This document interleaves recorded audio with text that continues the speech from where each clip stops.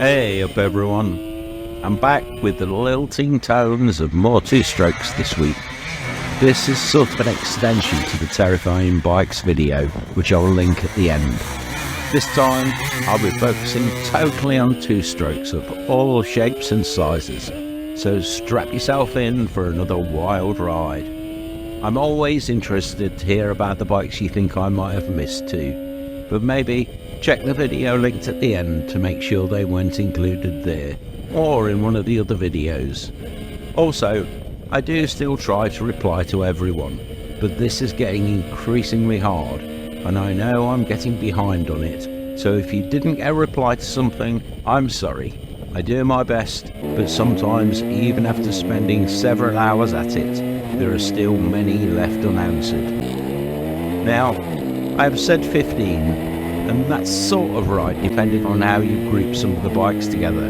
You will see why I've done that at the beginning. It's just the way it worked this time. Putting them into any meaningful order is also a difficult one here, because some of the bikes are very different, so there would be little purpose in any back-to-back comparison.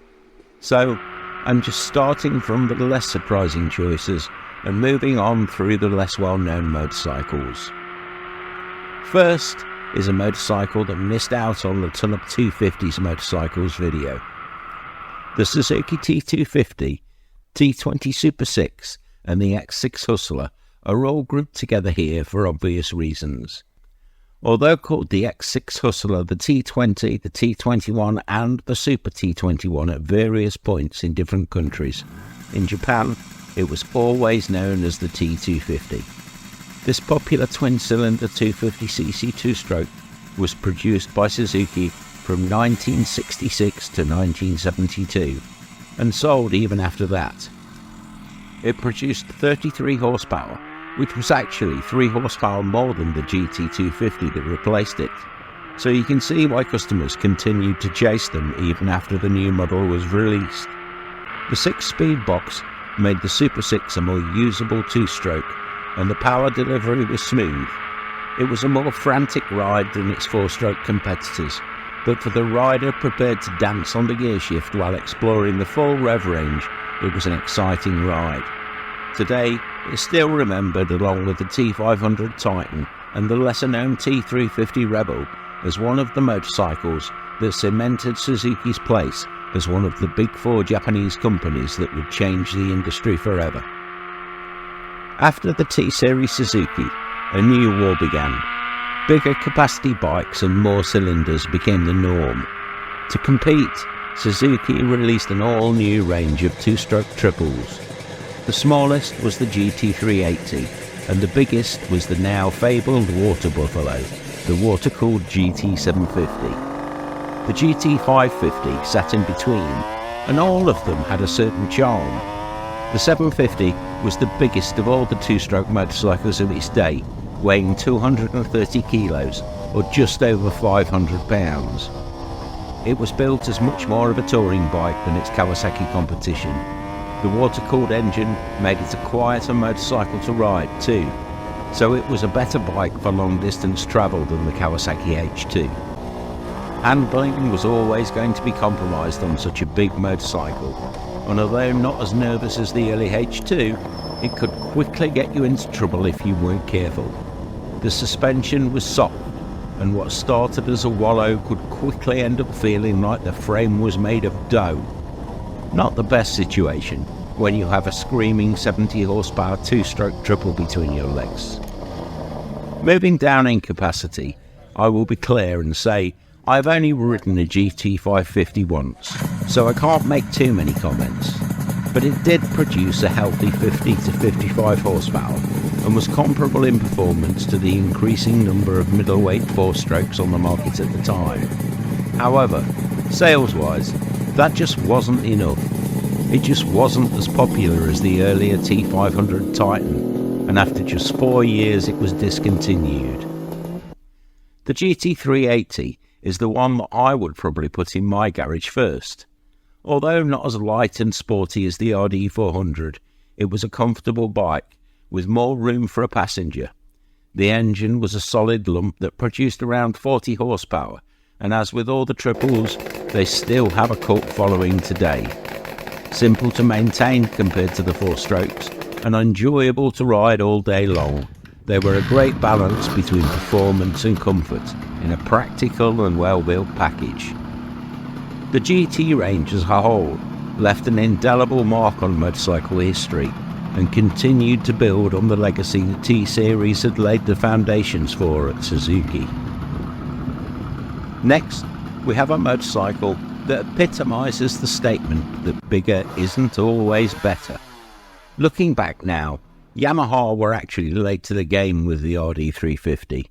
The Suzuki T350 Rebel had been released 2 years earlier in 1970, but the first generation Yamaha RD350 arrived with a bang at the end of 1972. It was an affordable, powerful, reliable, high-revving 2-stroke twin, producing almost 40 horsepower and over 30 Nm of torque at around 7,000 RPM. Weighing just 155 kilos or 340 pounds, the nimble RD350 offered fast acceleration from its race-developed engine, and it had precise handling compared to the rest of the market. Its success meant that Yamaha went on to produce the larger RD400 and then the water-cooled RDLC range, including the now equally fabled RD500LC, which I will talk about later. To this day, the original air-cooled RD350 remains an iconic motorcycle that shook up the industry and gave real-world performance to the masses. Next, we leave the road behind for a while as we enter the territory of the big-bore 2-stroke dirt bikes. In 1978, the rumours started about an all-new Kawasaki motocross bike, built to challenge for the Open Class title. In 1979, we started to see what the bike could do. Although Brad Lackey won more single races than anyone else on the new Kawasaki, they failed to take the title, but a monster was in the making. After 3 more years of development, in 1983, Kawasaki unleashed the fire-breathing KX500 motocross bike. The press described it as violent and unrideable, with a 500cc 2-stroke single producing around 65 horsepower. It was considered to be at the absolute limit of usable power off-road, and it stayed in production for over 20 years, from 1983 to 2004. It became the benchmark by which all of the big-bore dirt bikes were judged.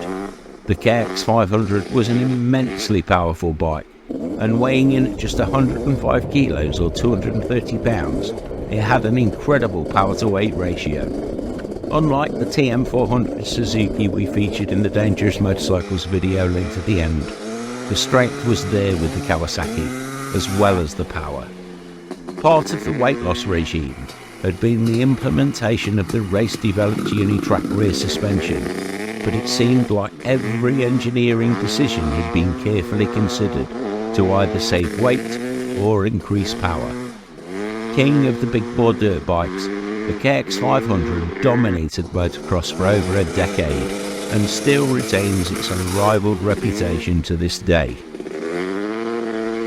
10 years before the KX500 landed, came another motorcycle that missed out in the Ton Up 250s video linked above. The Honda CR250, then called the Elsinore, was first launched in 1973, but it was in 1975 that it went into full-blown production, and the Red Rocket was born.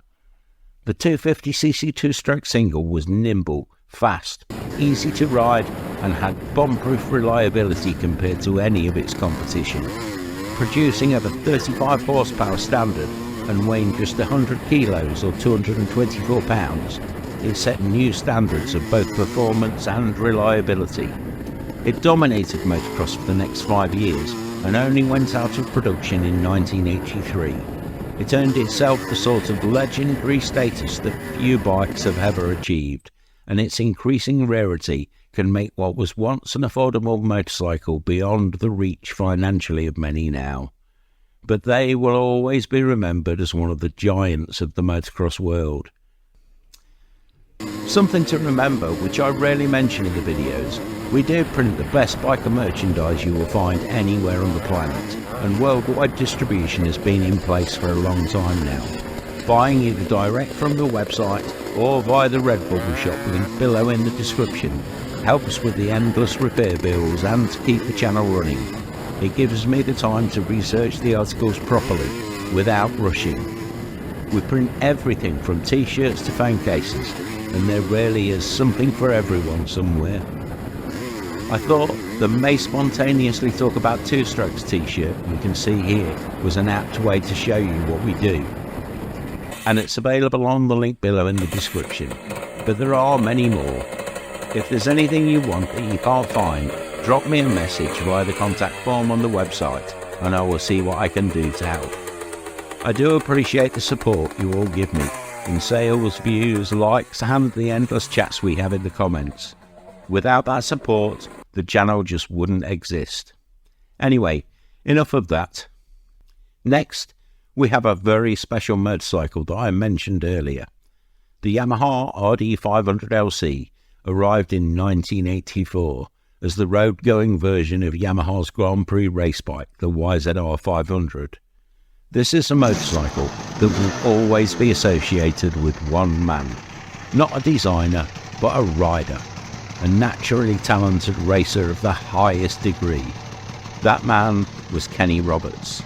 By the time the RD500LC was released, he had already won 3 world titles and achieved a fame and notoriety that rivaled even the great Valentino Rossi and Giacomo Agostini. With a 500cc liquid-cooled V4 two-stroke engine at its heart, the RD500LC produced over 90 horsepower and was one of the fastest production motorcycles of its day. Weighing just 180 kilos or 435 pounds, it had a phenomenal power-to-weight ratio, compared to the slightly more powerful Honda 1100 Magna released the same year. That 60 kilos or 110 pounds weight difference made all the difference when it came to speed. Although, let us be fair, the sleek bodywork probably helped when comparing it to bikes like the Magna. Equal parts terrifying and exciting, the RD500LC was the ultimate road-going adrenaline rush, and it was the pinnacle of the now fabled RD range of motorcycles.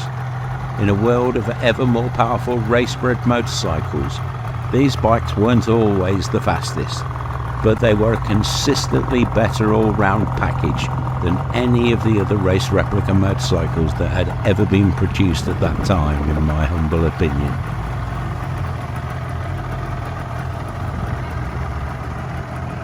Also in May of 1984, Yamaha unveiled the YZ490.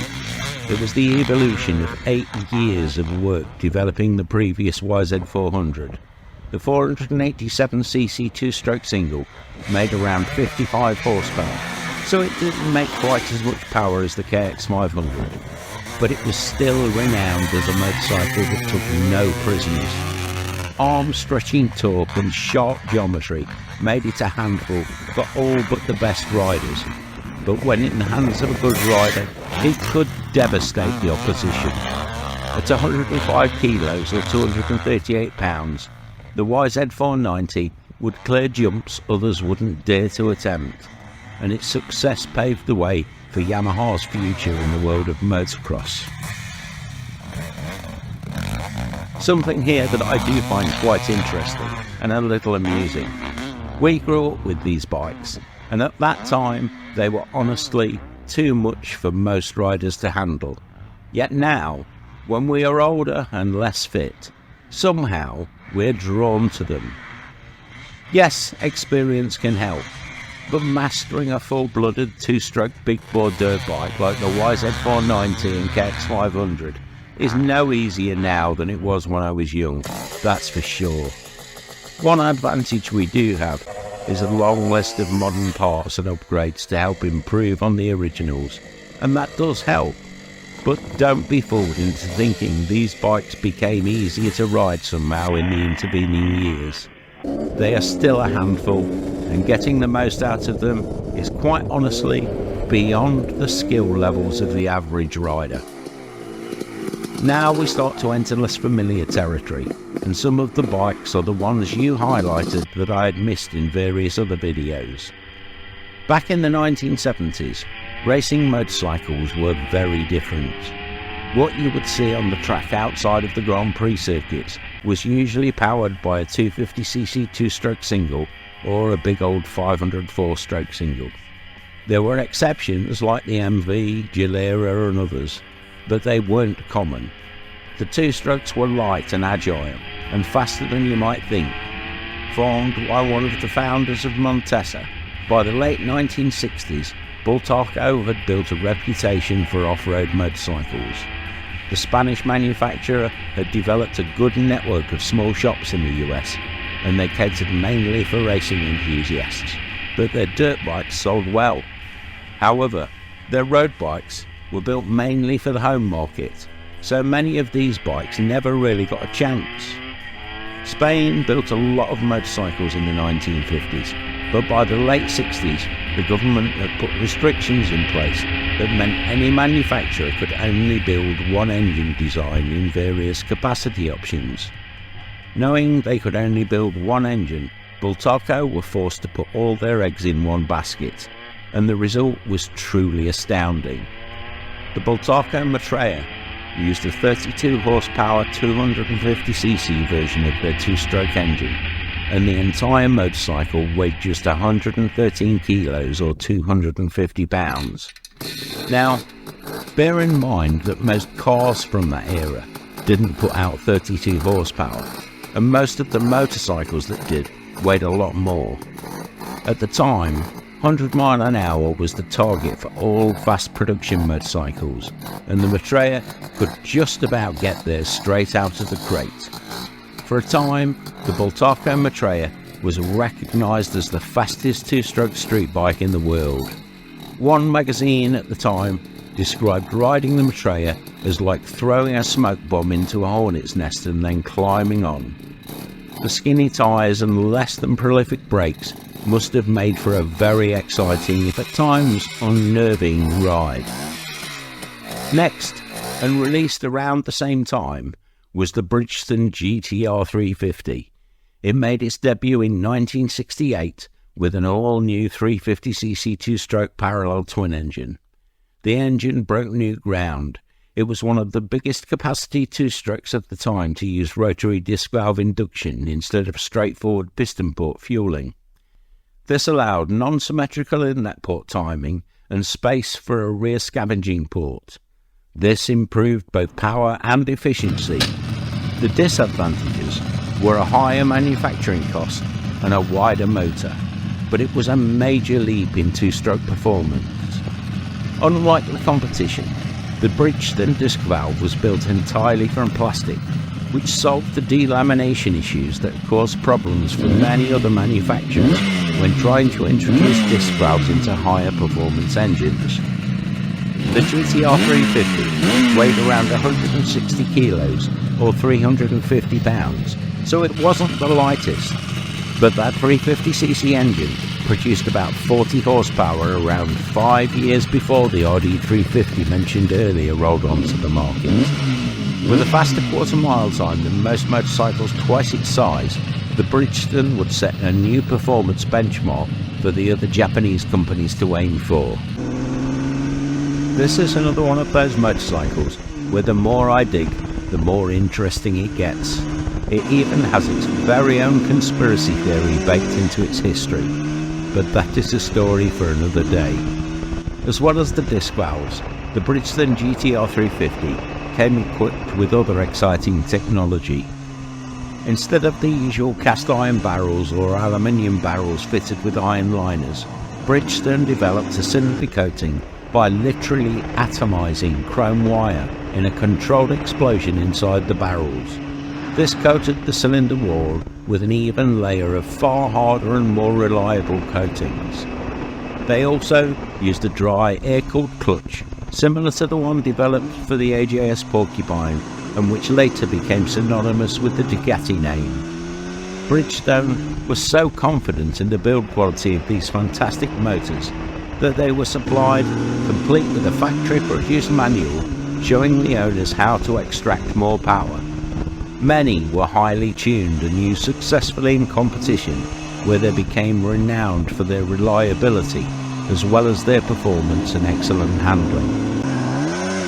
Even earlier, in 1967, a year after the A1 Samurai was unveiled, Kawasaki released the A7 Avenger.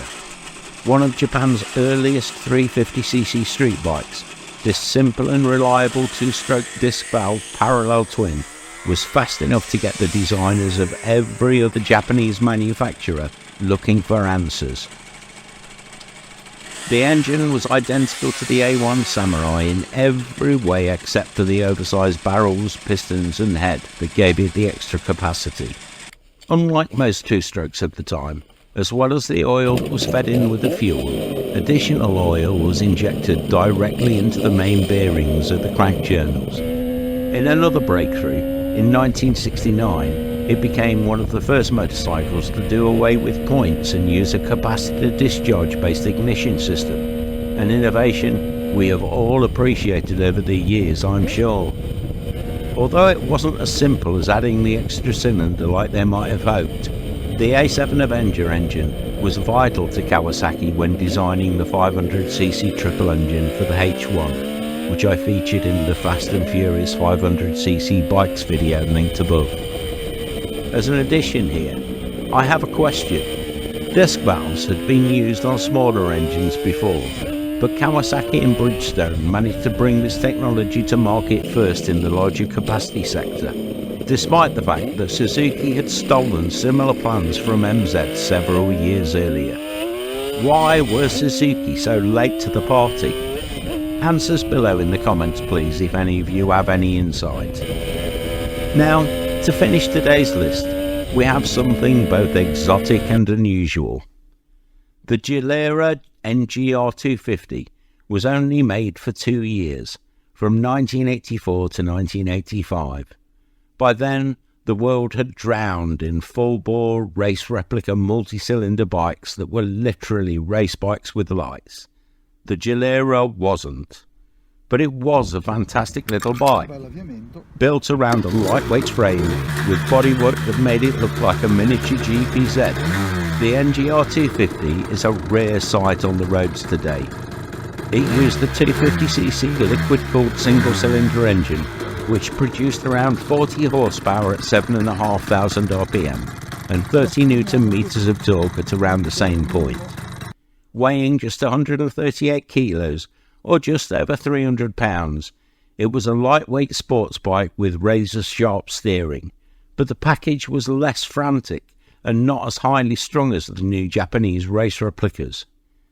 This was like an all-new version of the Bultaco Metralla, but filled with 1980s Italian style and a big heap of passion.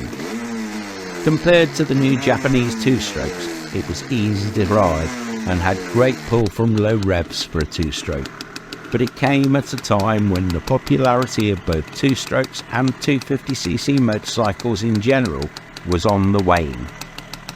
The changes to licensing laws in the UK and many other countries meant that 250cc bikes were no longer the choice for new riders.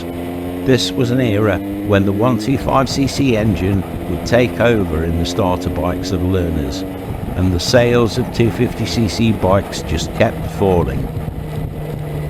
This left the Gilera and many other motorcycles in a strange limbo, a sector of the industry that became niche and little more than a source for production-based race bikes.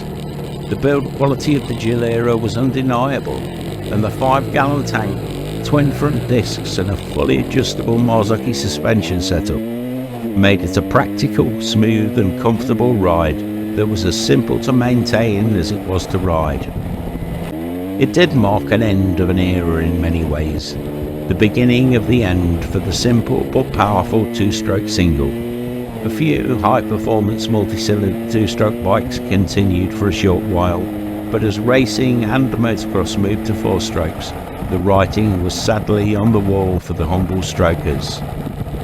Well, I guess with that we end on a sadder note today, but I hope you enjoyed this journey through the hinterlands of two-stroke history.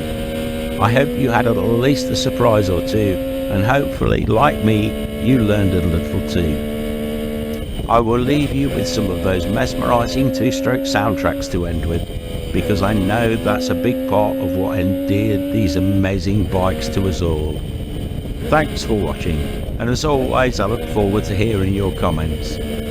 Thanks to the subscribers who introduced me to the Metralla and the Bridgestone GTR. I wish I had a chance to ride them at the time.